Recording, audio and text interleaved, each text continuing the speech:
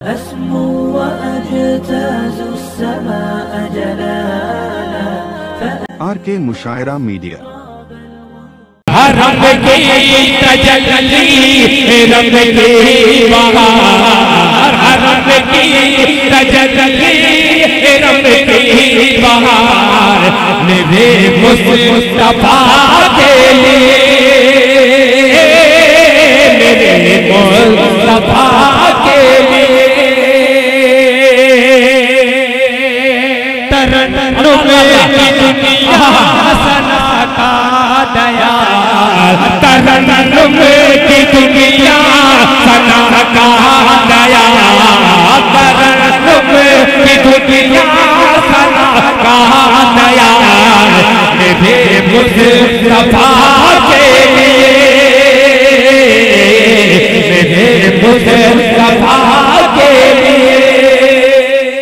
मैं इंतहाई अदब के साथ इस वक्त हजरत के खिदमत में पहुंचूं और शहनवाज बाबू मुझे ये 4 मिसरे याद आ रहे हैं मुनव्वर राना के कि दरिया के खुद पे जोन था धारे पे आ गया, अल्लाह अल्लाह, दरिया के खुद पे जोन था धारे पे आ गया, लेकिन मैं बच बचा के किनारे पे आ गया। दरिया के खुद पे जोन था धारे पे आ गया, लेकिन मैं बच बचा के किनारे पे आ गया और मुझको बुलाने वालों की उम्रें निकल गई, लेकिन मैं तेरे एक इशारे पे आ गया, लेकिन मैं तेरे एक इशारे पे आ गया। हजरत मौलाना अकरम साहब कासमी दामन बरकातुहुल आलिया तशरीफ ला रहे हैं। इंतहाई अदब के साथ दरख्वास्त गुजार हूं कि हजरत तशरीफ लाए और खिताब से हम सबको महजूज व मुस्तफीद करे इन 2 मिसरों के साथ कि तेरी मौजूदगी में तेरी दुनिया कौन देखेगा, तेरी मौजूदगी में तेरी दुनिया कौन देखेगा, तुझे मेले में सब देखेंगे, मेला कौन देखेगा। हजरत मौलाना अकरम साहब कासमी दामत बरकातुहुल आलिया बानी व मोहतमिम जामिया हसन। अल्हम्दुलिल्लाह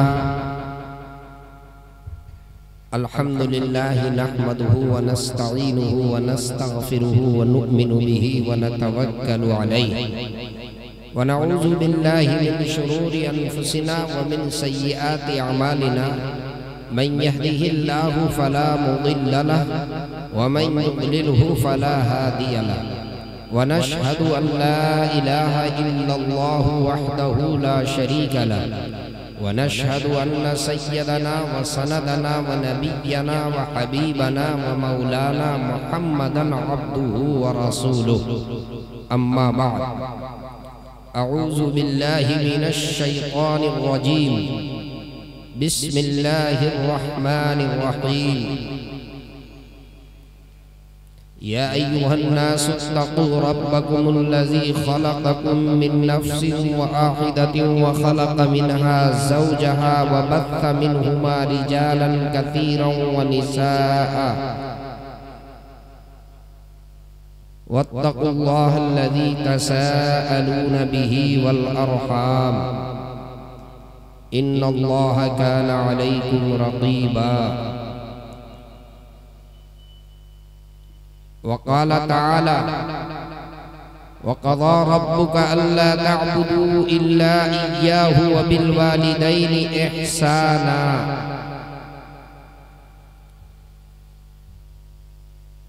وقال تعالى إذا جاء نصر الله والفتح ورأيت الناس يدخلون في دين الله أفواجا فسبح بحمد ربك واستغفره إنه كان توابا صدق الله العظيم اللهم صل على سيدنا وسندنا ونبينا وحبيبنا ومولانا محمد وبارك وسلم। आज के इस अजीम शान कॉन्फ्रेंस के सदर बावकार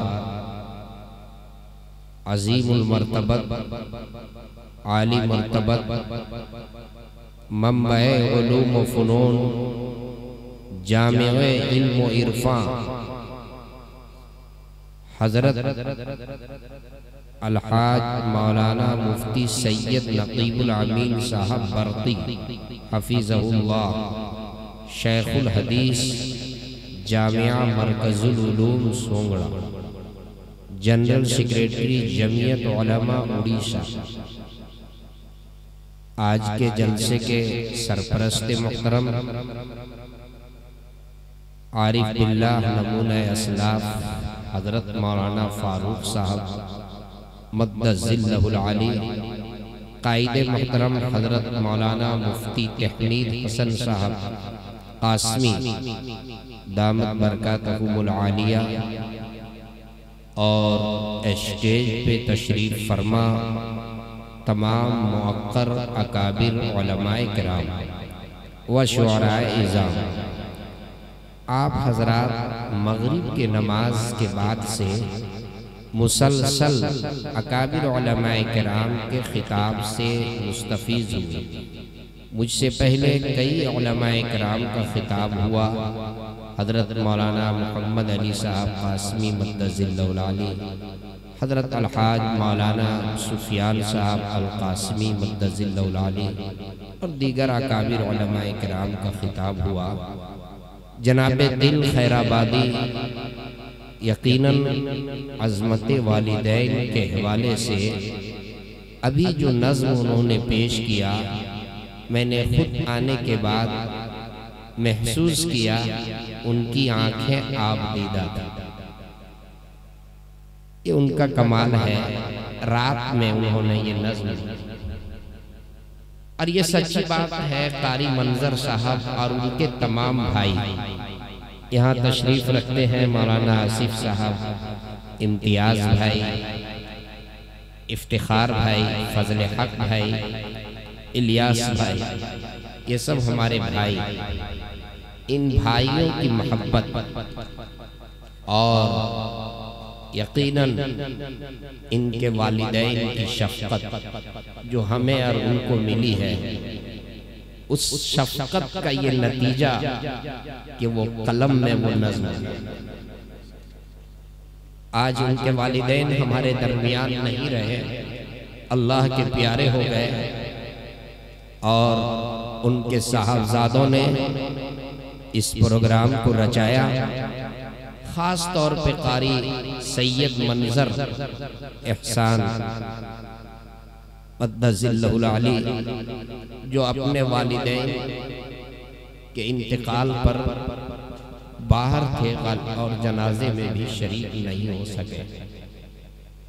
यकीनन उनको कलक और सदमा होगा, होना ही चाहिए, लेकिन हदीस में है कि माँ बाप के इंतकाल के बाद औलाद के ऊपर वालिदैन के 4 हक हैं। औलाद के ऊपर वालिदैन के 4 हक हैं। पहला हक है कि उनकी जनाजे की नमाज पढ़ी जाए, इंतकाल हो जाए तो जनाजे की नमाज पढ़ी जाए। दूसरा हक है उनके लिए दुआए मग़फ़िरत किया जाए, खूब दुआए मग़फ़िरत किया जाए। तीसरा हक है उनके दोस्त अहबाब के साथ अच्छा मामला किया जाए। अगर वालिदा दुनिया से रुखसत हुई तो वालिदा से जिनका ताल्लुक, उनकी खाला हो, खास उनके करीबी रिश्तेदार, उनकी सहेली और उनसे जिनसे भी वो ताल्लुक रखती थी, उनसे ताल्लुक। वालिद साहब हैं तो उनके जो दोस्त अहबाब हैं उनसे ताल्लुक, ये हक है। और चौथा हक है अगर उन्होंने किसी से कोई वादा किया है तो उनके किए हुए वादे को पूरा करना, यह औलाद हक है। उन्होंने वादा कर लिया किसी के साथ तो उनके किए हुए वादे को पूरा कर दे। वो दुनिया से रुखसत हो गए, उनकी जिंदगी ने वफा न की, उनके औलाद उनके अज़ाइम, उनके इरादे और उनके वादे को तकमील तक पहुंचा दे। माशाअल्लाह, मैं मुबारकबाद पेश करता हूँ कारी मंजर साहब और उनके तमाम बिरादर, तमाम भाइयों को। मैंने जो देखा, कारी साहब ने कहा रोज़ाना ये मामूल है वालिदैन के लिए दुआ का एहतमाम, और हफ्ते में जुमे के दिन इज्तिमाई तौर पे तमाम भाई और बहनें और घर के लोग बैठ करके और वालिदैन के लिए ईसाले सवाब और दुआओं का एहतमाम वो करते हैं। और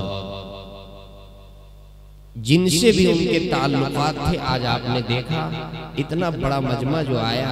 सही बात यह है कि वालिदैन के जो अजीज रिश्तेदार थे हर एक को इन्होंने याद किया और उन सबको इस मौके पर बुलाया। और मुझे उम्मीद है कि आइंदा भी इनकी ये कोशिश रहेगी कि इन हुकूक को वो अदा करते रहेंगे इंशाअल्लाह। मेरे भाइयों, मैंने कुरान करीम 3 जगह से 3 आयत अलग अलग मैंने 3 जगह से पढ़ी। मैं बहुत इख्तिसार के साथ कोशिश करूंगा कि उसी की रोशनी में 3 बातें करूं। पहली बात, ये जो प्रोग्राम है उसमें लिखा है बैनर में अज़मते वालिदैन कॉन्फ्रेंस, और आगे लिखा है ब्रैकेट में, आपने इश्तिहार में देखा होगा, बमौका अक़दे मसनून कारी मंजर। अभी हजरत मौलाना फारूक साहब ने कारी साहब का निकाह भी पढ़ाया। तो पहली गुफ्तगू जो मेरी होगी वो निकाह से मुताल्लिक़, और फिर दूसरी गुफ्तगू अज़मते वालिदैन उससे मुताल्लिक़, और फिर उसके बाद अगर आपकी इजाजत रही तो मैंने जो सूरह नस्र की तिलावत की है उस पर मैं थोड़ी सी एक झलक पेश करके और मैं आपसे रुखसत होने की कोशिश करूंगा। दिल साहब अशार पढ़ते हैं, एक शेर मैंने भी लिखा है जी।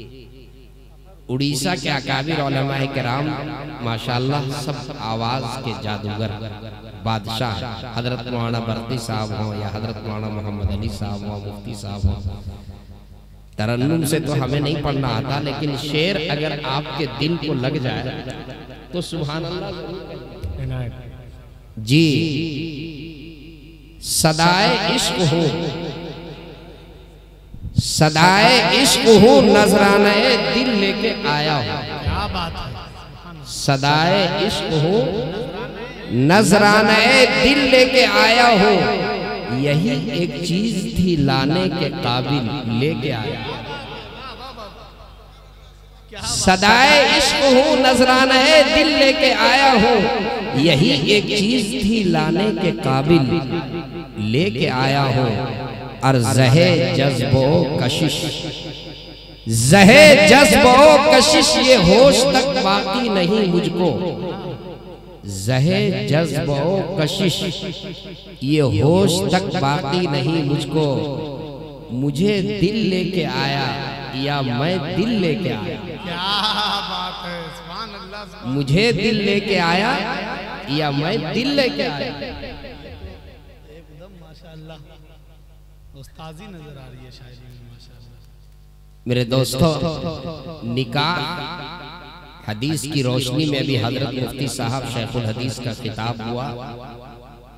निकाह से मुताल्लिक निकाह को आसान किया जाए, सादगी के साथ सुन्नत के मुताबिक निकाह किया जाए। आज मैं नौजवानों को यह पैगाम देना चाहूंगा, कारी मंजर साहब के इस तकरीब निकाह में आप ये आज़्म कीजिए, ये इरादा कीजिए कि सुन्नत के मुताबिक निकाह करेंगे, शरीयत के मुताबिक निकाह करेंगे, इसराफ और फजूल खर्ची से इज्तिनाब करेंगे। निकाह में 2 फर्ज है, मुफ्ती साहब से पूछ लीजिए, ईजाब कबूल और 2 गवाह। एक वाजिब है, 2 फर्ज, ईजाब कबूल और गवाह। और वाजिब है मेहर, वाजिब है मेहर, और 3 सुन्नत, एक खुतबा और दूसरा छुहारा और तीसरा वलीमा। माशाअल्लाह कारी मंजर साहब ने बिल्कुल सुन्नत के मुताबिक माशाअल्लाह निकाह हुआ, इजाब कबूल हुआ, गवाह मौजूद थे, और मेहर जो वाजिब है जिसमें हमारे मुआशरे के अंदर ये आज कमी है, मेहर तय कर देते हैं और इंतजार करते हैं कब इंतकाल हो जाए, जिंदगी में उसे अदा नहीं करते। लेकिन आपने देखा होगा काजी साहब हजरत शेख मौलाना अमीर शरीयत निकाह पढ़ाए तो उन्होंने कहा नकद मेहर नकद, ये बहुत अच्छी बात है, नकद मेहर अदा कर। और 3 सुन्नत मैंने बताया, खुतबा और फिर छुहारा तकसीम हो जाए और वलीमा। वलीमा भी इंशाअल्लाह परसों वलीमा है, बड़ी सादगी के साथ, कोई बारात का एहतमाम नहीं, कोई फिजूल खर्ची नहीं, लड़की वाले के ऊपर निकाह में कोई खर्च नहीं है। उलमा से पूछ लीजिए, आज हम जैसे स्टैंडर्ड फकीरों की ये शरारत है कि सारा खर्च लड़की वालों के ऊपर डालते हैं, जबकि निकाह में लड़की के जिम्मे में, उनके घर वालों के जिम्मे में कोई खर्च नहीं है। मेहर है तो वो लड़के को देना है, वलीमा करना है तो वो लड़के को वलीमा करना है, लड़की वाले को नहीं करना। और सुनिए मेरे दोस्तों, निकाह का मकसद क्या है? निकाह का मकसद है अपनी इफ्फत और इस्मत के जौहर की हिफाजत। एक निकाह के मकासद में से एक मकसद। ऐ मेरे नौजवान दोस्तों, अगर सुन्नत के मुताबिक निकाह करेंगे, शरीयत के मुताबिक निकाह करेंगे, दीनदारी को तरजीह देंगे।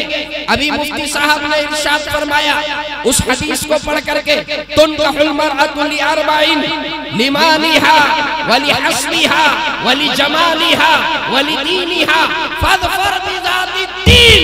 निकाह इन 4 वजहों से किया जाता है, माल के वजह से, हसब नसब को देख करके, उसके हुस्न और जमाल को देख करके, उसकी दीनदारी को देख करके।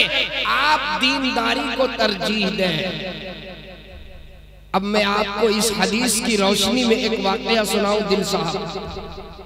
नौजवान लोग जरा तवज्जो से सुनिए और वाकया सुनने के बाद इरादा कीजिएगा कि इंशाअल्लाह उस पे हम सब भी अमल करेंगे।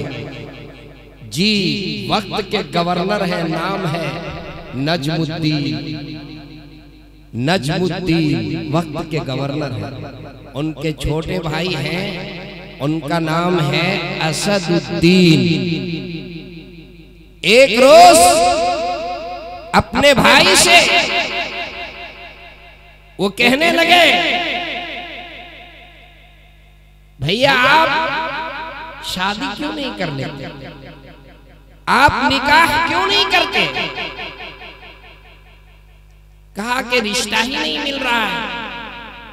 कैसे रिश्ते की जरूरत है? आपका रिश्ता बादशाह वक्त की लड़की से किया जाए, आपका रिश्ता मुल्क के वजीर की लड़की से की तलब किया जाए। आप इजाजत दें तो बादशाह वक्त की लड़की से आपका रिश्ता तय कर दें। आप इजाजत दें तो वजीर मुल्क की लड़की से आपका रिश्ता तय कर दें। आपकी इजाजत चाहिए, आपके लिए हाजिर। बात सुनिए, कहा कि नहीं, बादशाह वक्त की लड़की भी मतलूब नहीं है और मुल्क के वजीर, बादशाह के वजीर की लड़की भी मतलूब नहीं है। कहा कि भाई बताइए तो सही कि मतलूब क्या है, आप कैसा रिश्ता करना चाहते हैं, कैसी लड़की चाहिए? कहा कि मुझे ऐसी लड़की चाहिए जो मेरी उंगली पकड़कर मुझे जन्नत ले जाए। कैसी लड़की चाहिए? ऐसी लड़की चाहिए जो मुझे उंगली पकड़ करके और जन्नत ले जा सके। और आगे कहा कि दूसरी ख्वाहिश ये है कि उस लड़की से जो औलाद हो वो मेरी औलाद, वो शहसवार हो, वो मुजाहिद हो, वो घोड़े पर सवार हो करके और क़िबला अव्वल को आजाद करा सके। बैतुल मुक़द्दस, मस्जिद अक़सा, आज आप रोज पढ़ रहे हैं फिलिस्तीन में, अल्लाह, वहाँ के मासूम बच्चे और वहाँ की औरतें और वहाँ के नौजवान और वहाँ के बूढ़े किस तरह से जालिम के जुल्म में किस तरीके से पिसे जा रहे हैं और जामे शहादत नोश कर रहे हैं। वही क़िबले अव्वल, वही बैतुल मक़दिस, वही मस्जिद अक़सा। वो कहते हैं कि मेरी ख्वाहिश ये है कि जिस लड़की से मेरा निकाह हो उससे जो औलाद पैदा हो वो औलाद शख्सवार हो, वो मुजाहिद हो और क़िबले अव्वल को वो आजाद करे। कहा बात तो ठीक है। भाई खामोश हो गए क्योंकि उनके पास कोई ऐसा रिश्ता नहीं था। एक रोज ऐसा हुआ मस्जिद में वो अपने शेख के पास बैठे हुए थे। अपने शेख के पास वो मस्जिद में बैठे हुए थे। इसी दरमियान एक लड़की आई पर्दे में, बुर्क़े में, और शेख से इजाजत चाहिए कुछ गुफ्तगू करने के लिए। शेख से इजाजत चाहिए कुछ गुफ्तगू करने के लिए। शेख की खिदमत में नजमुद्दीन बैठे हुए थे। शेख ने उनसे माजरत की और उस लड़की से मुखातब हो गए, थोड़ी सी बात कर लूं, ये क्या कहना चाहते हैं। मुखातब हुए। उन्होंने उनसे कहा कि मैंने तुम्हारे लिए जो रिश्ता तय किया था, जिस लड़के का रिश्ता मैंने भेजा था वो लड़का तो बहुत अच्छा था, तुमने क्यों नहीं कबूल किया। शेख ने पूछा उस लड़की से, तुमने क्यों नहीं कबूल किया। उन्होंने कहा कि जी हाँ शेख, यकीनन वो लड़का अच्छा था, वो अमीर था, वो मालदार था, उसके पास दुनियावी सारी सलाहियतें उसके पास थी, वो बहुत मालदार आदमी था। कहा फिर रिश्ता क्यों नहीं किया। कहा रिश्ता इसलिए नहीं किया कि मेरी ख्वाहिश ये थी, मेरी ख्वाहिश ये है कि मेरा निकाह उस लड़के से हो, मेरा निकाह ऐसे लड़के से हो जो मेरी उंगली पकड़कर मुझे जन्नत में ले जाए। मेरा निकाह ऐसे लड़के से हो जो मेरी उंगली पकड़ करके मुझे जन्नत में ले जाए। और दूसरी ख्वाहिश ये है कि मेरे कोख से उस निकाह के बाद ऐसी औलाद अल्लाह दे जो औलाद शहसवार हो और वो क़िबले अव्वल को आजाद करा सके। जी ये गुफ्तगू शेख से हो रही है, लेकिन वहीं नजमुद्दीन गवर्नर बैठे हुए हैं, उनकी गुफ्तगू सुन रहे हैं। ये आवाज जब उनके कानों तक के पहुंची तो उन्होंने अपने शेख से दरखास्त की, शेख ये तो मेरे भी दिल की ख्वाहिश है, ये तो मेरे भी दिल की आरज़ू, ये तो मेरे भी दिल की तमन्ना कि ऐसी लड़की से निकाह हो जो मुझे उंगली पकड़ करके जन्नत में ले जाए और उससे ऐसी औलाद अल्लाह दे जो शख्सवार हो और वो क़िबले अव्वल को आजाद करा सके। ये तो मेरी आरज़ू थी, ये तो मेरी तमन्ना थी, ये तो मेरी ख्वाहिश थी। इसलिए आप मेरे लिए इसका रिश्ता कबूल कर ले, तय करवा दें और इस लड़की के साथ मेरा निकाह, इस लड़की के साथ मेरा निकाह तय करवा दें। चुनांचे बात हो गई और रिश्ता तय हो गया, अल्हम्दुलिल्लाह। और आगे की जो बात है वो मैं आपको सुना दूं, आपकी तबीयत मचल जाए। शर्त यह है कि आप जरा तवज्जो से सुन लें। और स्टेज से कुछ लोग तो चले गए, अच्छा, इसीलिए तो मैंने आगे बढ़ाया। लेकिन माशाअल्लाह हमारे कायदे मोहतरम मौजूद हैं और कारी साहब मेहमान को रुखसत करने के लिए गए थे। अब कारी साहब भी तशरीफ ले आए हैं। जो बात कह रहा हूँ जरा तवज्जो से सुन लें। अगर बात आए नौजवानों आपके दिल को लग जाए तो मुझे उम्मीद है कि आज ही आपके जज्बात भी माशाअल्लाह, आपके जज्बात भी नेक हो जाएंगे। जब जज्बात नेक होंगे, इरादे नेक होंगे, हौसला अच्छा होगा तो फिर अल्लाह का फैसला देखिए। चुनांचे उनका निकाह उस लड़की के साथ हो और निकाह के बाद जो औलाद हुई वही थे सलाहुद्दीन अय्यूबी। नजमुद्दीन का निकाह जो हुआ, उस लड़की के साथ जो औलाद हुई वही है सलाहुद्दीन अय्यूबी। दोनों ने दुआ की थी, लड़के ने भी दुआ की थी, ऐसी लड़की से निकाह हो जो मेरी उंगली पकड़कर मुझे जन्नत ले जाए और उससे वो औलाद हो जो खाना बैतुल मुक़द्दस जो क़िबला अव्वल को आजाद करे। ये लड़के की भी ख्वाहिश थी और लड़की की भी ख्वाहिश थी। चुनांचे निकाह हुआ और औलाद हुई। सलाहुद्दीन अय्यूबी के शक्ल में औलाद अल्लाह ने दी। 6ठी सदी हिजरी की बात है। आप तारीख उठा करके देखिए, अपनी तारीख को पढ़िए, आपको मालूम होगा यही वो सलाहुद्दीन अय्यूबी है जो क़िबला अव्वल को जिन्होंने आजाद किया। और अगर आपकी तवज्जो हो तो मैं आपको बताऊं सलाहुद्दीन अय्यूबी की तारीख थोड़ी सी, अगर आप मेरे तरफ मुतवज्जे हो जाएं। वो सलाहुद्दीन अय्यूबी वो कौन है? सलाहुद्दीन अय्यूबी, अल्लाह अल्लाह, ये वो सलाहुद्दीन अय्यूबी है। इंग्लिस्तान के एक शहजादे ने जब हज के लिए कुछ लोग जा रहे थे, उस काफिले को लूट लिया था और उस काफिले में मुअम्मर एक बुजुर्ग भी थे। उस काफिले में मुअम्मर बुजुर्ग भी थे। उस इंग्लिस्तान के शहजादे ने जब उस काफिले को अपने कब्जे में लिया और उसको गिरफ्तार किया तो उस नालायक, उस मरदूद ने यह कहा था कि बुला लो तुम मोहम्मद रसूलुल्लाह को, अपने मोहम्मद को बुला लो, वो तुम्हें हमसे छुड़ा ले। जब ये खबर सलाहुद्दीन अय्यूबी को लगी, सलाहुद्दीन अय्यूबी 2.25 साल तक के सोए नहीं, ये नींद को कुर्बान कर दिए।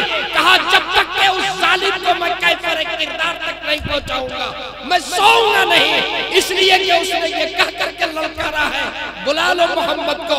चुनांचे 2.25 साल के बाद जो है वो वक्त आया जब सलाहुद्दीन अय्यूबी कामयाब हुए और इंग्लिस्तान के 6 शहजादों को गिरफ्तार करके और सलाहुद्दीन अय्यूबी के पास जब पेश किया गया। तारीख तो लंबी है, वक्त नहीं है कि मैं पूरी तफसील बताऊं। मुख्तसर ये है कि जब 6 शहजादे को पेश किया गया सलाहुद्दीन अय्यूबी के पास, तो सलाहुद्दीन अय्यूबी ने उनमें से 5 को माफ कर दिया। उनमें से 5 को माफ कर दिया। जिनको माफ किया वो तो कहने लगे कि जब मेरा दौर था ऐसा कभी नहीं हुआ कि हमने किसी को माफ किया, लेकिन आपकी बात है कि आपने हम सबको माफ कर दिया, एक को माफ नहीं किया। जिनको माफ नहीं किया उनके बारे में पूछा, ये बात समझ में नहीं आई। आपने 5 को माफ कर दिया, आपने एक को माफ क्यों नहीं किया? ए मेरे नौजवानों सुनो, उन्होंने सलाहुद्दीन अय्यूबी ने जो जवाब दिया, कहा कि वो मरदूद वो शख्स है, इनके सीने पर चढ़ करके खंजर हाथ में लेकर के कहा ये वो मरदूद है जिसने कहा था बुला लाओ मोहम्मद को। अरे कम वक्त तुझे कैफर किरदार तक पहुंचाने के लिए मोहम्मद की नहीं उनका गुलाम काफी है। अरे कमीने, तेरे लिए मोहम्मद की जरूरत नहीं, उनका गुलाम हाजिर है। नारे तकबीर, नारे तकबीर, अज़मते मुस्तफा, अज़मते मुस्तफा, क़िबले अव्वल हजरत मौलाना अकरम साहब कासमी। तूने कहा था, याद कर अपनी बात को, तूने कहा था कि मोहम्मद को बुला लाओ। अरे कमीने, अरे कुत्ते, तुझ जैसे कमीने के पास उनको नहीं आते, उनका गुलाम काफी है तुम्हारे लिए। और उनको कैफर किरदार तक पहुंचा दिया। और अगर मजमा जिंदा है तो मैं कुछ और कह दूं। सलाहुद्दीन अय्यूबी की बात चल रही, जिंदा है, जरा हाथ उठाइए। माशाल्लाह, ये तो जिंदों का मजमा है जी। देखिए मैं भी नौजवान हूँ, आप भी नौजवान हो, और नौजवान आदमी जब तकरीर करता है तो जिंदों में करता है, और आप भी जब सुनेंगे तो जिंदगी के साथ सुनेंगे जी। और हमारे मुफ्ती साहब तशरीफ फरमाए, मौलाना तशरीफ फरमाए। जब बात आ गई तो जरा सलाहुद्दीन अय्यूबी जब एक नौजवान के जज्बात अच्छे हो, देखिए क्या नीयत थी उनकी। अल्लाह ऐसी लड़की से निकाह हो जो मेरी उंगली पकड़ करके मुझे जन्नत में ले जाए, ऐसी लड़की से निकाह हो, जो एक जिससे औलाद हो वो शहसवार हो और क़िबले अव्वल को आजाद करे। जब जज्बात इतने नेक थे तो उनके नतीजे में सलाहुद्दीन अय्यूबी पैदा हुए। वो सलाहुद्दीन अय्यूबी जो शिकार करते हुए एक रोज जंगल में कुछ दूर चले गए, शिकार कर रहे थे, शिकार करते हुए दूर चले गए और इत्तिफाक से उनके साथ और जो लोग थे वो भटक गए, वो अकेले रह गए। शिकार करते हुए जंगल में कुछ आगे निकल गए। कभी कभी ऐसा होता है, शिकार में निकलिए तो कभी ऐसा होता है, वो शिकार करते हुए आगे निकल गए और जो लोग बाकी थे वो भटक गए। अब अल्लाह की तरफ से इम्तिहान और इब्तिला और आजमाइश आई। क्या इब्तिला आया, क्या आजमाइश आई? आजमाइश ये आई कि घटाटोप तारीख अंधेरे में, रात के घटाटोप अंधेरे में तन्हा वो जंगल में है और बारिश शुरू हो गई। बिजली की कड़क और मूसलाधार बारिश। आप याद कीजिए कभी जंगल गए हो, अब जंगल में जब बारिश होती है और पत्ते से पानी टपक कर जिस्म पर लगता है तो ऐसा लगेगा जैसे कंकर गिर रहा है, ऐसा लगेगा जैसे कंकर गिर रहा है। तन्हाई है, खटाटोप अंधेरा है, जंगल का सफर है और बारिश हो रही है। अचानक देखते हैं कि सामने एक लड़की, तन्हा एक खूबरू लड़की है। सलाहुद्दीन अय्यूबी उनसे पूछते हैं कि तुम कौन हो? कहा कि मुझे डाकुओं ने लूट करके और मुझे इस जंगल के अंदर छोड़ दिया, मुझे मदद की जरूरत है, मुझे मदद की जरूरत है। सलाहुद्दीन अय्यूबी ने कहा मैं तुम्हारी मदद करूंगा, घबराने की बात नहीं है, चलो मेरे साथ, मैं तुम्हारी मदद करूंगा। वो चलने लगी साथ में। अचानक बारिश तेज होती है, वो सलाहुद्दीन अय्यूबी की उंगली पकड़ लेती है और उनके साथ चलती है। चलते हुए एक गार में पहुंचती है, एक गार में पहुंचती है। सलाहुद्दीन अय्यूबी गार के अंदर पनाह ले लेते हैं और कड़ाके की सर्दी है, तारीख रात की घटाटोप अंधेरी है और बारिश हो रही है। उस कड़ाके की सर्दी से बचने के लिए सलाहुद्दीन अय्यूबी आग जलाते हैं। उस कड़ाके की सर्दी से बचने के लिए सलाहुद्दीन अय्यूबी क्या करते हैं? आग रोशन करते हैं। आग रोशन हो गई। अब वो लड़की अपने हाथ सर पे रखकर और लेट जाती है। आप सोच सकते हैं मेरे नौजवानों, एक खूबरू हसीनो जमील लड़की और सामने आग जल रही हो, गार हो, तन्हाई हो, क्या कैफियत हो सकती है, क्या अंदाज हो सकता है। वो सलाहुद्दीन अय्यूबी के तरफ मुस्तकिल देखे जा रही है, गोया कि सलाहुद्दीन अय्यूबी को वो दावत दे रही है। और जब सलाहुद्दीन अय्यूबी उनके तरफ देखने के लिए तैयार नहीं हुए तो वो बोल उठती है, क्या मेरा हुस्न इस बात के मुतकाजी नहीं है? क्या मेरा हुस्न आपको मेरे तरफ मुतवज्जे नहीं कर सकता? जरा जवाब सुनिए मेरे नौजवानों। वो तन्हाई में जब ये कहती है, क्या मेरा हुस्न जो है आपको मेरे तरफ, मेरे हुस्न के कशिश ने आपको मेरे तरफ नहीं खींचा? क्या मेरे तरफ आपको मुतवज्जे नहीं किया? सलाहुद्दीन अय्यूबी का जवाब सुनो, ऐ मेरे नौजवानों, और अपनी जिंदगी के अंदर इनकलाब ले आओ। अपने बिगड़े हुए तबाह जिंदगी से अपने आप को तौबा कर लीजिए। जब उसने ये कहा, क्या मेरा हुस्न इस लायक नहीं है, ये तन्हाई है, ये जंगल है, ये कड़ाके की सर्दी है, ये गार है, ये सामने आग लग रही है और इस आग की ये मुद्दहम सी रोशनी में मैं हसीन और जमील लड़की आपके सामने हूँ, क्या मेरा हुस्न आपको मेरे तरफ नहीं खींच रही है? सलाहुद्दीन अय्यूबी का जवाब सुनिए। सलाहुद्दीन अय्यूबी कहते हैं, मैं तेरे हुस्न को देखूं जब तो मैं तेरे तरफ मुतवज्जे हूँ, मैं देखूं तो पहले। कहा कि क्यों नहीं देखे?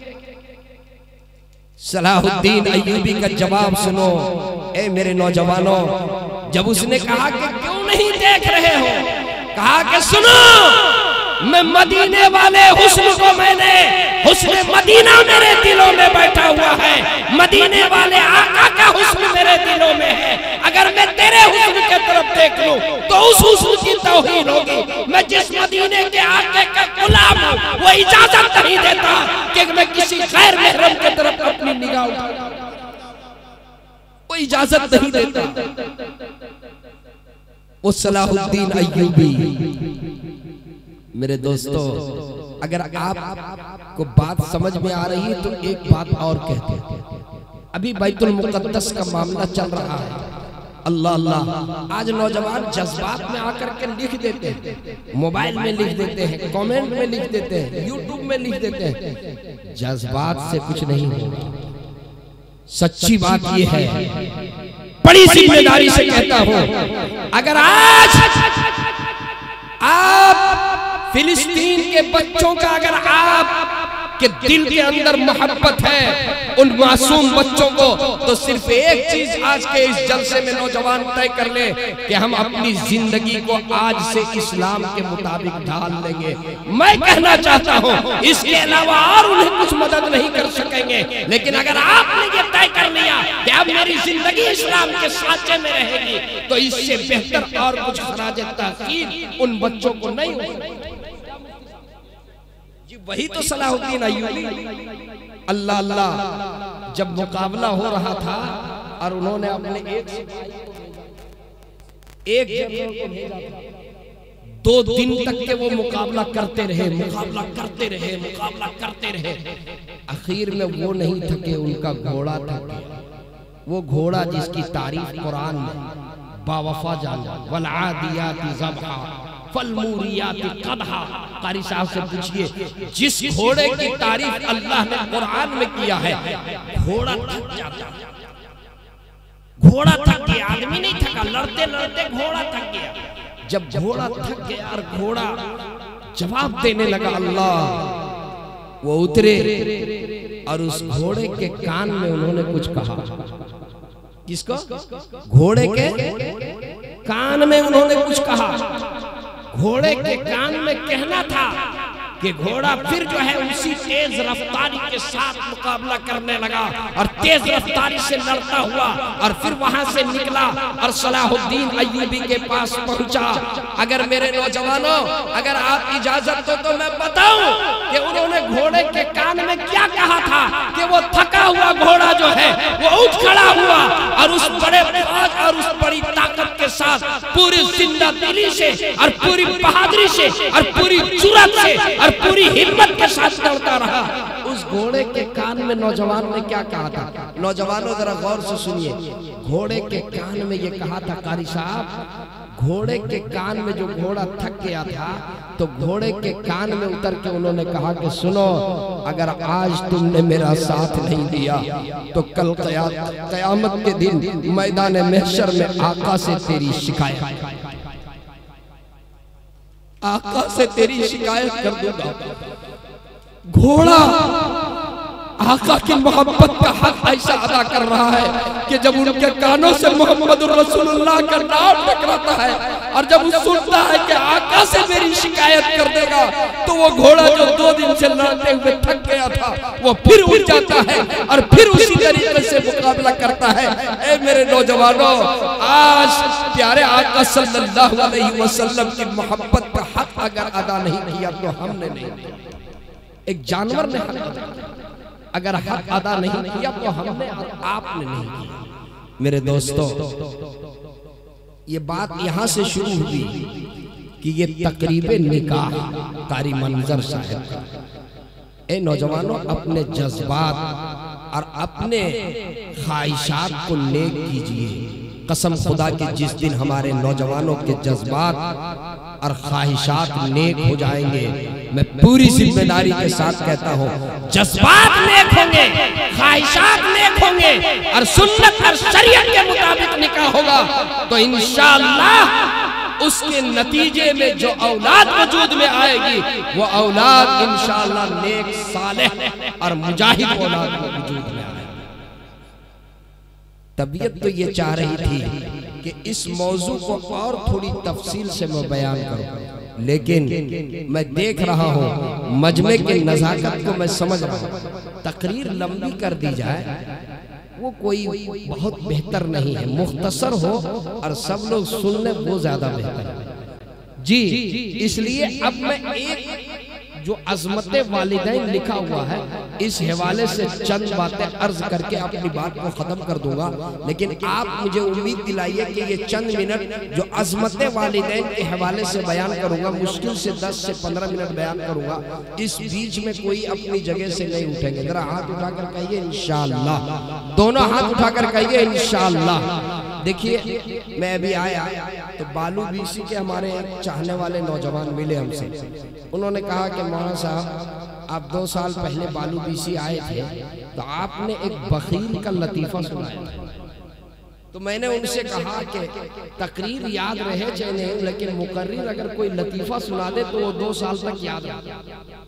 तो कारी मंजर साहब के इस प्रोग्राम में मैं चाहता हूं कि एक लतीफ़ा मैं भी सुना दूं जो तकरीर याद रहे चाहे नहीं, लेकिन वो लतीफ़ा याद रहे जी। कारी मंजर साहब अभी दूल्हा बने, परसों वलीमा जी। एक नए एक लड़के की इसी तरह शादी हुई, नया जोड़ा, नया दूल्हा, नई दुल्हन घर आई और बेचारा जरा तजर्बा कम था। उन्होंने अपनी बेगम से ये कहा कि देखो इस घर का मालिक मैं हूं। क्या कहा? इस घर का मालिक मैं हूं। बेगम ने कहा यकीनन आप हैं। कहना क्या चाहते हैं आगे बोलिए ना। कि घर में तीनों टाइम नाश्ता, दोपहर, रात के खाना पकाने से पहले मुझसे पहले पूछना, इजाजत परमिशन लेना, क्या पका? कहा ठीक है, बताइए नाश्ते में क्या बनाऊं? कहा आज नाश्ते में रोटी और दाल बना। दोपहर में क्या बनाऊं? दाल बना। रात में क्या बनाऊं? दाल बना। फिर दूसरे दिन पूछा आज सरताज क्या हुक्म है? कि नहीं दाल बना। फिर तीसरे दिन पूछा जनाब आज क्या हुक्म है? कि आज भी दाल ही बना। तो चौथे दिन बेगम ने कहा कि जनाब एक ही दिन बता दीजिए ना कि इस घर में क्या रोज दाल ही पकनी है? कहा कि हाँ मेरे घर में रोज दाल ही पकनी। ना अंडा बनेगा, ना मछली बनेगी, ना मुर्गी बनेगी, ना मटन बनेगा, ना गोश्त बनेगा। क्या बनेगा? बनेगी दाल। काटी। अब दाल बनने लगी। 3 महीने तक लगातार दाल ही पकती रही। 3 महीने तक लगातार दाल। वो एकलौती बहन थी और उनके 4 भाई थे। एकलौती बहन थी और उनके 4 भाई थे। 3 महीने के बाद एक भाई मुलाकात के लिए आया अपनी बहन से। बहन की निगाह जब भाई के ऊपर पड़ी, देखिए भाई बहन की मोहब्बत बहुत होती है। बहन की निगाह जब भाई के ऊपर पड़ी तो बहन के आंखों में आंसू आ गए। आंसू वो बर्दाश्त नहीं कर पाई और छलक।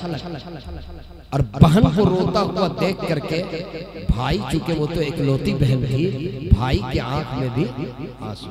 अब दोनों रोने लगे। थोड़ी देर के बाद भाई ने बहन से पूछा बहन क्या बात है, इतनी तू कमजोर कैसे हो गई? कहा कि भाई आपने ऐसे घर में ब्याह दिला दी, ऐसे घर में शादी करा दी, यहाँ दाल के अलावा कुछ मिलती ही नहीं। दाल ही पर गुजारा हो रहा है। 3 महीना हो गया। कहा कभी सब्जी नहीं बनती? ना गोश्त मटन के कुछ भी नहीं, बस दाल। कहा बड़ी जालिम आदमी है, बहुत जालिम है। कहा अच्छा ऐसा है, इसका इलाज करेंगे, इसका इलाज करेंगे।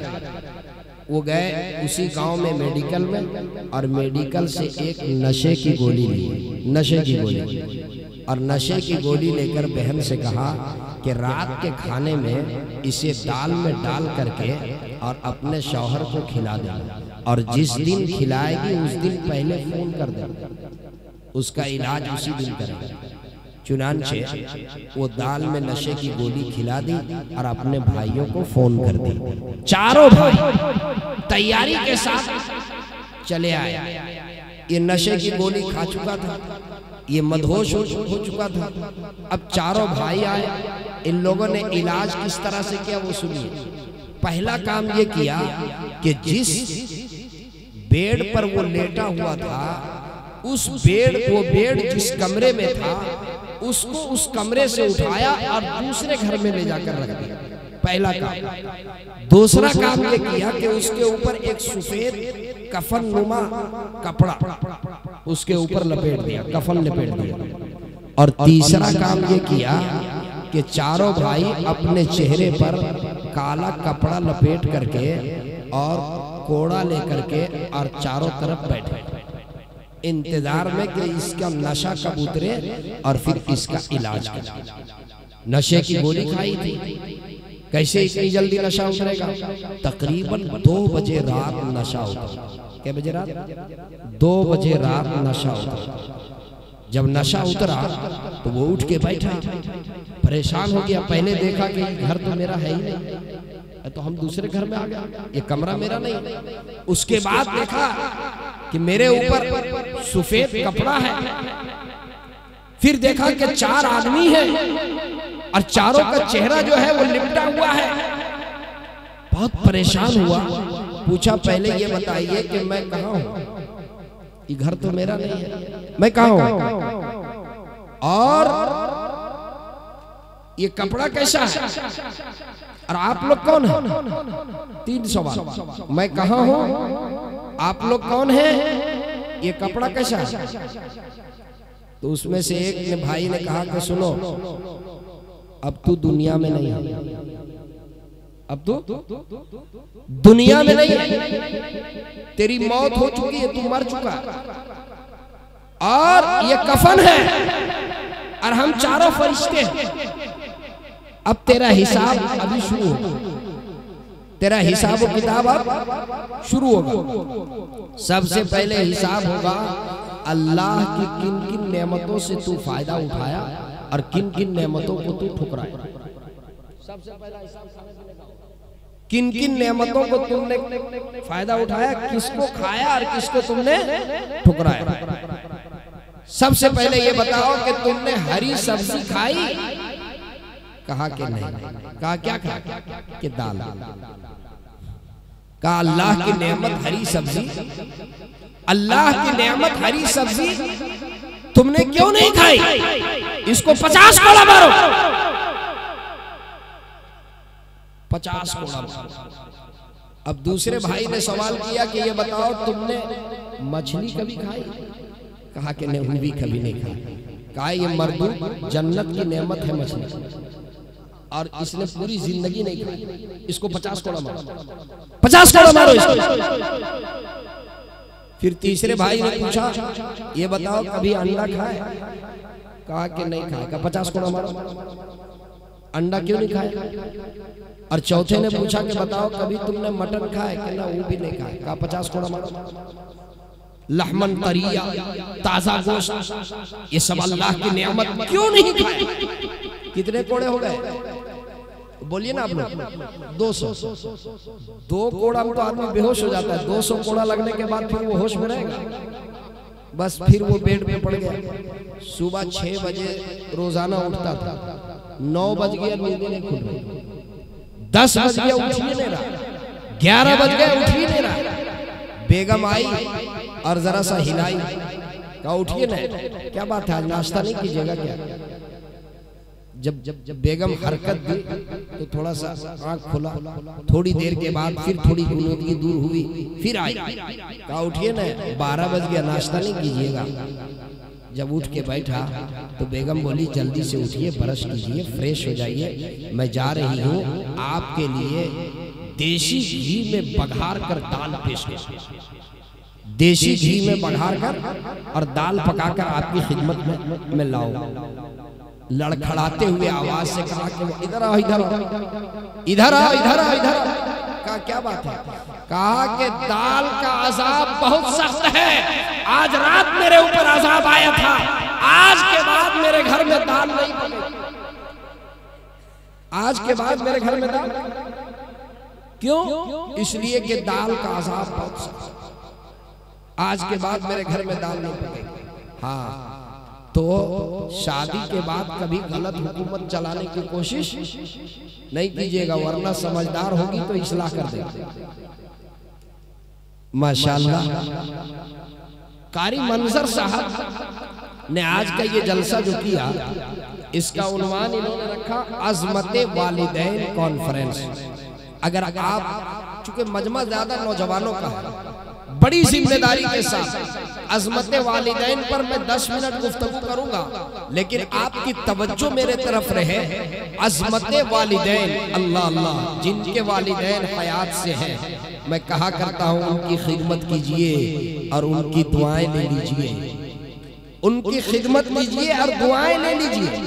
इमाम हक़ी ने ये लिखा है कि एक शख्स प्यारे आका सल्लल्लाहु अलैहि वसल्लम के पास आया, जरा तवज्जो, और कहा या रसूल अल्लाह, मैंने अपने माँ बाप की खिदमत किया, अल्लाह के रसूल मैं जिस दौर से गुजरा था उसी दौर से मेरे वालिदैन भी गुजरे, जिस तरीके से बचपन में उन्होंने मेरी परवरिश की थी, अल्लाह के रसूल उसी तरीके से मैंने भी उनकी खिदमत किया। ये बताइए मैंने उनकी खिदमत का हक अदा कर दिया? प्यारे आका सल्लल्लाहु अलैहि वसल्लम ने फरमाया नहीं। जब तुम बचपन में मोहताज थे, जब तुम्हारे वालिदैन तुम्हारी खिदमत कर रहे थे, तो तुम्हारी जिंदगी की वो दुआएं कर रहे थे, तुम्हारी जिंदगी की वो दुआएं कर रहे थे। लेकिन जब तुम्हारी वालदा या तुम्हारे वालिद जब फालिद ज़दा हो गए, जब उन्हें लकवा मार दिया, या जब वो बिस्तर पर पड़ गए, जब वो बौलो बराज करने लगे, जब उनके आज़ा और जवारे जवाब देने लगे, तुम तो उनकी खिदमत किए, जिस तरीके से उन्होंने तेरी खिदमत किया तुम भी उनकी खिदमत करते रहे, लेकिन तुम्हारी जुबान के ऊपर अपने वालिदैन की जिंदगी की दुआ नहीं थी। तुम्हारी जुबान पर यह था, ए अल्लाह इन्हें पर्दा दे दे, अल्लाह इन्हें पर्दा दे दे। बेटा बेटा अगर लकवा मार दे, बेटा फालिद ज़दा हो जाए, बेटा बिस्तर पर पड़ जाए, कसम खुदा की माँ अपनी जुबान से कभी नहीं कह सकती अल्लाह मेरे बेटे को पर्दा दे दे। बाप कभी नहीं कह सकता अल्लाह मेरे बेटे को पर्दा दे दे। खुद कहना तो दूर की बात है, कोई अयादत करने वाले आने वाले शख्स को ये हिम्मत नहीं बूढ़ी माँ के सामने कह दे बेटे के बारे में अल्लाह इसके बेटे को पर्दा दे दे, अल्लाह इसके बेटे को पर्दा दे दे। खुद नहीं कह सकती और कोई दूसरा भी उसके सामने नहीं कह सकता। यही तो फर्क है। माँ बाप जब बिस्तर अदालत पे पड़ते हैं तो औलाद ये चाहती है कि अब इनको पर्दा मिल जाए, और जब औलाद बिस्तर अदालत पे हो तो माँ बाप कभी उनके पर्दे की दुआ नहीं मांगती, बल्कि माँ ये कहती है ए अल्लाह मेरे बेटे को जिंदगी दे दे, अल्लाह मेरी जिंदगी ले ले, तू मेरे बेटे को जिंदगी, मेरी जिंदगी ले ले अल्लाह, तू मेरे बेटे को जिंदगी दे। मेरे दोस्तों, प्यारे आका सल्लल्लाहु अलैहि वसल्लम, अल्लाह क्या उम्र थी? 6 साल। मुफ्ती साहब सिर्फ 6 साल उम्र मुबारक है। हजरते आमिना अल्लाह प्यारे आका सल्लल्लाहु अलैहि वसल्लम को लेकर गई थी मदीना अपने दूर के रिश्तेदारों से मिलाने के लिए, और जब वापस लौट रही थी 3 नुफूस पर मुश्तमिल ये काफिला था। हजरत आमिना, उम्मे ऐमन और प्यारे आका मोहम्मद सल्लल्लाहु अलैहि वसल्लम। उम्र मुबारक क्या है? सिर्फ 6 साल है। ये वो मकाम अबवा है जहाँ पर हजरत आमिना को बुखार लगा, और वो बुखार जब हजरत अम्मा आमिना को ये यकीन हो गया कि अब ये बुखार मेरे लिए जानलेवा साबित होगा, तो अपने मासूम मोहम्मद सल्लल्लाहु अलैहि वसल्लम को मोहब्बत की निगाह से देखी होगी। अपने लख्त जिगर को अपने गोद में ली, अपने नूर नजर को अपने गोद में ली और मोहब्बत की निगाह डालती है, प्यार की निगाह डालती है और कुछ प्यार के बोल बोलती है, कुछ मोहब्बत के बोल बोलती है और उम्मे ऐमन को ये वसीयत करती है कि जब मैं, हो सकता है ये बुखार मेरे लिए जानलेवा साबित हो जाए, मैं दुनिया में न रहूं, मेरे लख्त जिगर, मेरे नूर नजर मोहम्मद को सरदाराने कुरैश अब्दुल मुत्तलिब के पास में हिफाजत पहुंचा देना और अपने लख्त जिगर को करीब करके और कुछ बोल बोलती है जिनको सीरत निगारों ने लिखा है और ये कहती है, ऐ मेरे नूर नजर, ऐ मेरे लख्त जिगर, हर नया को पुराना होना है, हर नया को पुराना होना है, हर एक को इस दुनिया से जाना है। ऐ मेरे लख्त जिगर, मेरे नूर नजर, मैं भी इस दुनिया में नहीं रहूंगी, मैं भी चली जाऊंगी, लेकिन मुझे यकीन है कि मेरा नाम रहती दुनिया तक जिंदा रहेगा, इसलिए कि मैंने तुम जैसे तय्यब व ताहिर बेटे को जन्म दिया है। ऐ मेरे नूर नजर, मुझे यकीन है कि मेरा नाम रहती दुनिया तक जिंदा रहेगा। आप सीरत उठा करके पढ़िए, हजरत आमिना अल्लाह की प्यारी हो जाती है, प्यारे आका सल्लल्लाहु अलैहि वसल्लम अम्मा आमिना के कब्र पे बैठ करके और खूब रोते हैं, ज़ारो क़तार रोते हैं, कब्र से चिमट जाते हैं। अम्मा आमिना के कब्र की मिट्टी को अपने हाथों से संवारते हैं, अपने हाथों से संवारते हैं। उम्मे ऐमन कहती है, मोहम्मद चलो, सफर लंबा है, दूर जाना है। उंगली छोड़ा करके और 6 साल के मेरे आका उंगली छोड़ा करके वापस अम्मा आमिना के कब्र से लिपट जाती है, अम्मा आमिना के कब्र से चिमट जाती है, चिमट जाते हैं और चिमट कर ये कहते हैं, आप चिमट करके ये कहते हैं कि मैं वापस से घर जाऊंगा अम्मी, मैं किसे जाकर के कहूंगा अस्सलाम वालेकुम अम्मी जान, मैं किसे जाकर कहूंगा अस्सलाम वालेकुम अम्मी जान, मैं किसे कहूंगा अस्सलाम वालेकुम अम्मी जान। माँ ये ऐसी अजीम नेमत है, कसम खुदा की, माँ की नेमत जब सर से छिन जाए, कसम खुदा की मैं बड़ी जिम्मेदारी से ये जुमला कारी बंदर साहब और इनके भाइयों की मौजूदगी में नकल करता हूँ। बंगले में बैठने में वो मजा नहीं है जो माँ के कदमों में बैठने का मजा है, वो बंगले में बैठने का मजा नहीं है जो माँ के कदमों में बैठने का मजा है। और सुनिए, 5 स्टार होटल में बना हुआ कुक का खाना खाने में वो मजा नहीं है जो माँ चूल्हे के सामने बैठ करके और तवे में बना करके रोटी देती है, उस रोटी के खाने में जो मजा है वो 5 स्टार होटल में बैठ करके खाने का वो मजा है। जो माँ तवे में बैठ करके और रोटी सेक करके अपने लख्त जिगर को खिलाती है, वो मजा 5 स्टार होटल में नहीं और वो बंगले में मजा नहीं जो माँ के कदमों में बैठने में मजा है। और सुनिए, कोई कारी साहब कह दे, कोई मौलाना साहब कह दे, कोई मुफ्ती साहब कह दे, कसम खुदा की मुफ्ती साहब कहने में और कारी साहब कहने में और हाफिज साहब कहने में, इस बोल में वो मोहब्बत नहीं जो माँ का बेटा कहने में मोहब्बत है। माँ बेटा एक मर्तबा कह दे, उस बेटे के बोल में जो मोहब्बत है वो दुनिया कारी साहब कहे, दुनिया मौलाना साहब कहे, वो मोहब्बत नहीं जो माँ एक मर्तबा बेटा कह करके पुकार दे, जिसमें वो मोहब्बत। ऐ मेरे दोस्तों, बस एक वाकया सुना करके और मैं अपनी बात को खत्म करूं।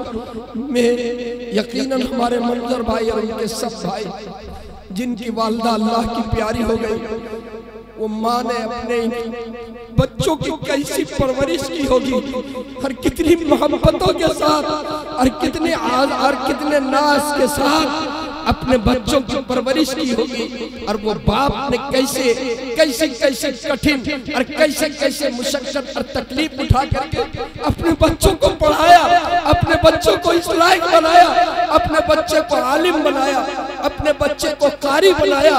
यकीनन आज माँ बाप का साया सर से जुदा हुआ, इन बेटों को जो सदमा हुआ होगा, वो सदमा और वो अफसोस और वो गम, उसका अंदाजा उनको होगा जिनके साया, जिनके वालिदैन का साया सर से जुदा हुआ। मेरे दोस्तों, बस यही आखिरी पैगाम देकर के जाऊंगा, अगर माँ बाप हयात से है उनकी कदर कर लीजिए। कसम खुदा की, माँ बाप दुआ कर देंगे तो दुनिया और आखिरत संवर जाएगी। और माँ अगर नाराज होगी, अगर बाप नाराज होगा और नाराजगी के हालत में दुनिया से चले जाए, मेरे नौजवान दोस्तों, बड़ी जिम्मेदारी से मैं कहता हूँ, बड़ी जिम्मेदारी से कहता हूँ, इससे और ज्यादा बदनसीबी नहीं हो सकती। एक शख्स ने अपनी माँ को गुस्से में तिलमिला और गुस्से में तिलमिला करके, और वाकया तो लंबा है, मैं 1 मिनट में सुना रहा हूं। गुस्सा आ गया किसी बात से। देखिए, जब औलाद को गुस्सा आता है, बाप के सामने गुस्सा नहीं झाड़ पाता, लेकिन माँ के सामने उमूमन झाड़ता। माँ बेचारी सुन लेती है। वो गुस्से में आया और माँ को अपने हाथ से एक जूता, एक चप्पल मार दिया चेहरे के ऊपर। शायद वो कबूलियत का वक्त हो सकता है, माँ बर्दाश्त नहीं कर पाई और बद्दुआ बेटे के लिए बद्दुआ कर। रात को जब वो घर लौटा, कहीं गया, और रात को जब वो घर लौटा, मेरे नौजवान दोस्तों, वो घर लौटा तो उस बदबख्त को ये चाहिए था कि अम्मी से जाकर माफी मांग ले, लेकिन वो ताकत के नशे में और सेहत के नशे में वो माँ के पास वो माफी मांगने के लिए नहीं गया, वो लेट गया। सुबह जब वो बेदार हुआ तो चीखने लगा। उसकी चीख की आवाज जब बाजू वाले कमरे में पहुंची, माँ तो माँ होती है, दौड़ करके आई। कहा, बेटा क्या हुआ? कहा, अम्मी जान, अम्मी, जिस हाथ से कल मैंने आपको जूता मारा, अम्मी, वो हाथ शल हो गया, वो हाथ ऊपर नहीं उठ रहा। जिस हाथ से आपको जूता मारा, वो हाथ शल हो गया। अम्मी दुआ कर दीजिए। माँ वापस दुआ करती है, माँ की ममता, माँ वापस दुआ करती है। लेकिन जब तीर कमान से निकल जाए, वो दुआ तो करती है, लेकिन जिस वक्त वो बद्दुआ की थी, शायद वो कबूलियत का वक्त था।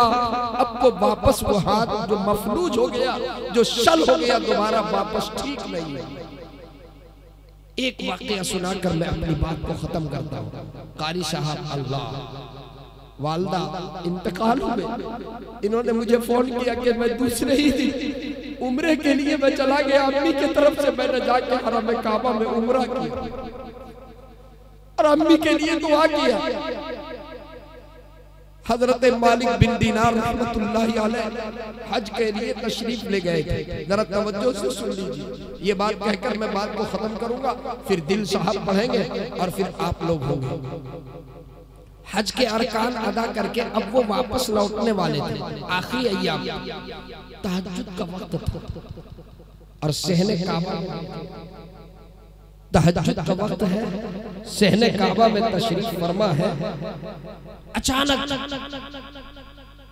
देखते हैं कि 2 नूरानी फरिश्ते आए और उनमें से एक ने दूसरे को सुनाया, इस साल 4 लाख लोग हज में आए। कितने लोग? 4 लाख लोग हज में आए। सबका हज कबूल हो गया, सिर्फ एक शख्स का हज कबूल नहीं हुआ। एक शख्स का हज कबूल नहीं हुआ। मालिक बिन दीनार रहमतुल्लाह ने परेशान हो गए। वो कौन बदनसीब है जिसका हज कबूल नहीं हुआ?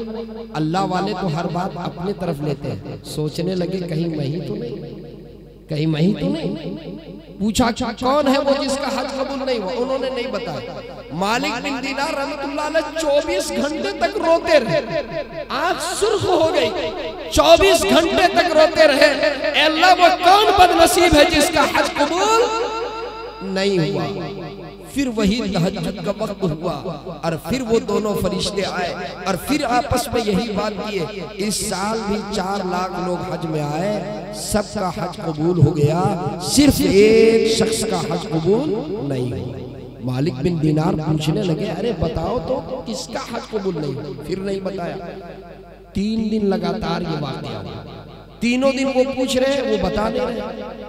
चौथे दिन उन्होंने कहा कि सुनिए, आप नहीं हैं जिनका हज कबूल नहीं हुआ, वो आप नहीं है, अगर आप देखना चाहते हैं तो आप नजर उठा करके देखें, अभी चंद मिनट के बाद तहज्जुद का वक्त जो ही शुरू होगा, इस खाना काबा के इस दरवाजे से एक शख्स दाखिल होगा, उसके दोनों गर्दन के दोनों तरफ चादर लटकी हुई होगी, उसकी आंखें सुर्ख होंगी, उसकी पेशानी पे सजदे का निशान होगा, हाथ में तस्बीह होगी, चादर लटकी हुई होगी।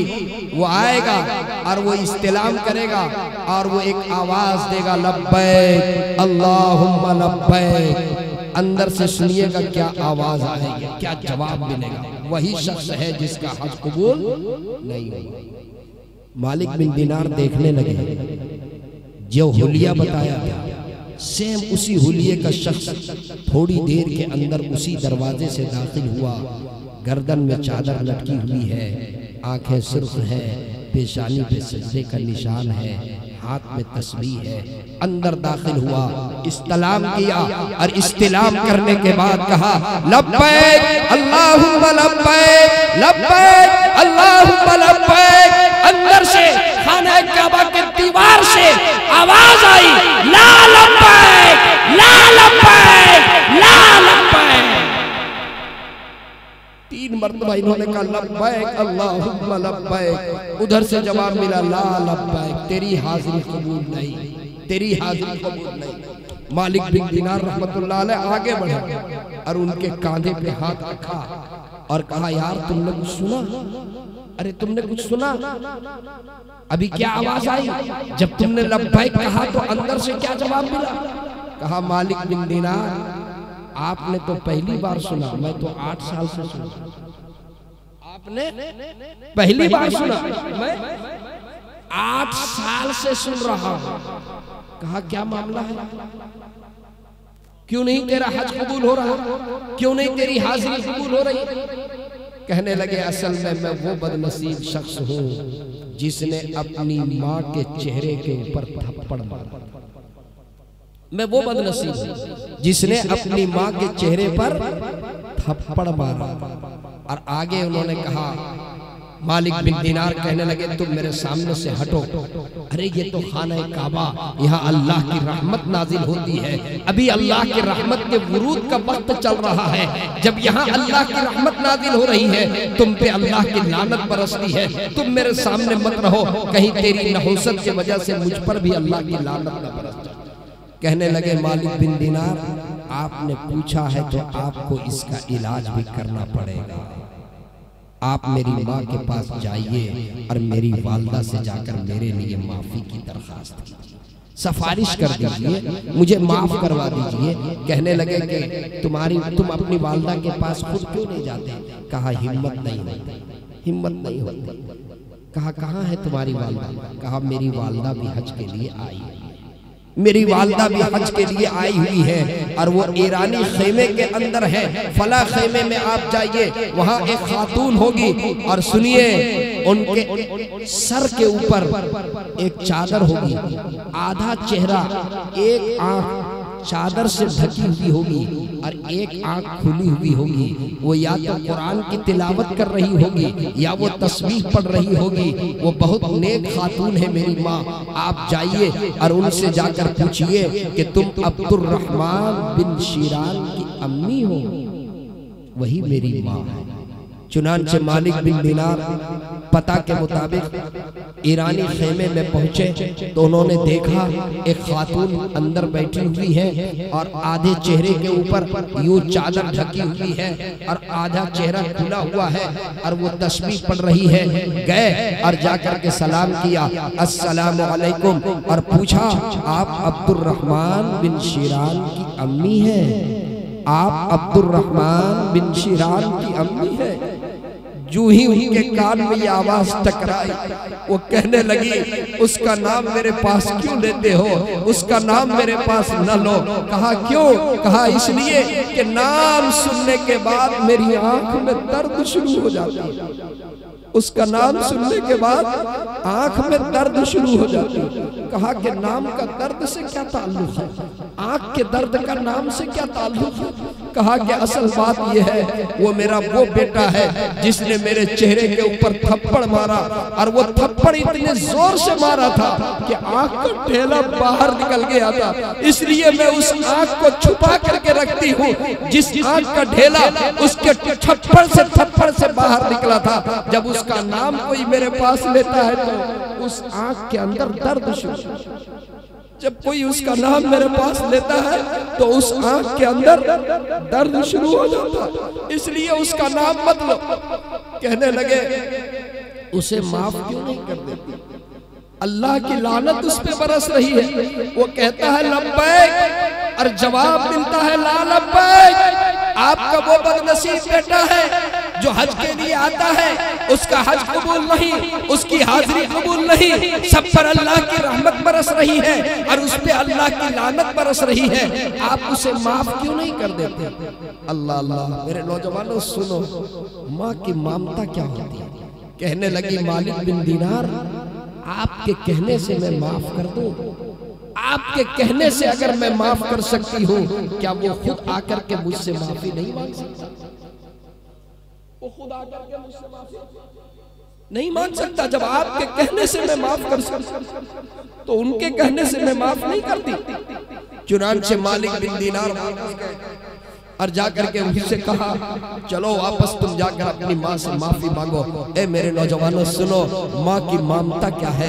अल्लाह अल्लाह। माँ के दिल में औलाद के लिए कैसी मोहब्बत होती है, माँ के दिल में औलाद के लिए कैसा जज्बा होता है, क्या माँ होती है। जब वो बेटा जिसने अपनी माँ के चेहरे पे थप्पड़ मारा था और थप्पड़ के वजह से आंख का ढेला बाहर निकल गया था, जब वो बेटा 8 साल के बाद अपनी माँ के पास आया और आकर के अपनी माँ को सलाम किया और माँ से जब माफी की दरखास्त की, वो माँ अपने बेटे को अपने सीने से लगाती है, अपने सीने से चिमटाती है और सीने से लगा कर ये कहती है, ए मेरे बेटे तू 8 साल से कहाँ थे?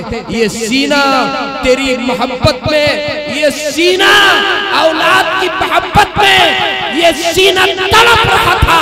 ए मेरे बेटे, ए मेरे लंबे जिगर, तुम कहाँ थे? तू वापस आ जाता। सीने में जो तेरी मोहब्बत है, उस मोहब्बत की ठंडक से मैं, उस मोहब्बत की ठंडक में तुम्हें पहुंचाती और मैं तुझे माफ करती। तेरे मुझे माफ करने से मुझे अल्लाह की जात पर यकीन और उम्मीद है कि अल्लाह भी तुझे माफ कर देता। ए मेरे बेटे तू 8 साल से कहाँ था? मेरे दोस्तों, जब माँ माफ करती है, माँ माफ करती है, आवाज आती है जिसके बारे में आवाज आ रही थी ला लब्बैक, ला लब्बैक, ला लब्बैक। जो ही माँ माफी का परवाना पेश करती है, आवाज आती है आपके माफ कर देने के सदक़े में सिर्फ इस साल का हज नहीं, पिछला 8 साल का हज भी इसका मैंने कबूल कर लिया। इस साल का हज नहीं, पिछला 8 साल का हज मैंने कबूल कर लिया है। मेरे नौजवानों, अगर किसी की माँ हयात से हो, किसी का बूढ़ा बाप हयात से हो, कसम खुदा की अगर माँ नाराज है, बाप नाराज है, उसको दुआ दे दीजिए, उससे दुआ करवा दीजिए और उससे अपनी गलती की माफी चाह लीजिए। कसम खुदा की इससे बड़ी और कोई नियामत नहीं हो सकती है। और माँ दुआ कर देगी, दुनिया भी संवर जाएगी, आखिरत भी संवर जाएगी।